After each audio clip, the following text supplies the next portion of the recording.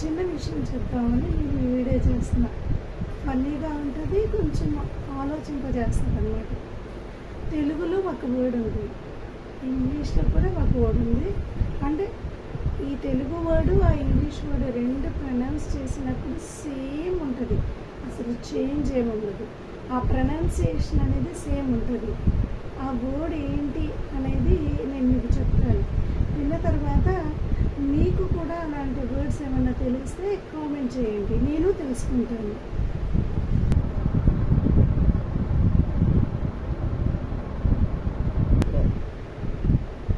చూసారు కదా, ఇంటిమసీ. మనం ఊరిలో ఉన్నప్పుడు పుల్లల పొయ్యి ఇంట్లో పెడతాం కదా, ఆ పొగకి ఇంటికి మసి పెట్టేసింది కదా, ఇంటిమసీ. అలాగే ఇంగ్లీష్లో వర్డ్ చూపించాను కదా, intimacy. A close, warm, trusted relationship between people. ఇది దీని ప్రొనౌన్సియేషన్, అంటే Telugu word pronunciation, English word pronunciation ఇటు ఒకేలా ఉన్నాయి కదా. ఇలాంటి వర్డ్స్ ఏమైనా మీకు తెలిస్తే కామెంట్ చేయండి, నేను కూడా నేర్చుకుంటాను. Thank you. సబ్స్క్రైబ్. ఫ్రెండ్స్ వీడియోని లైక్ చేయండి. అలాంటి వర్డ్స్ మీకు ఏమైనా తెలిస్తే కామెంట్ చేయండి.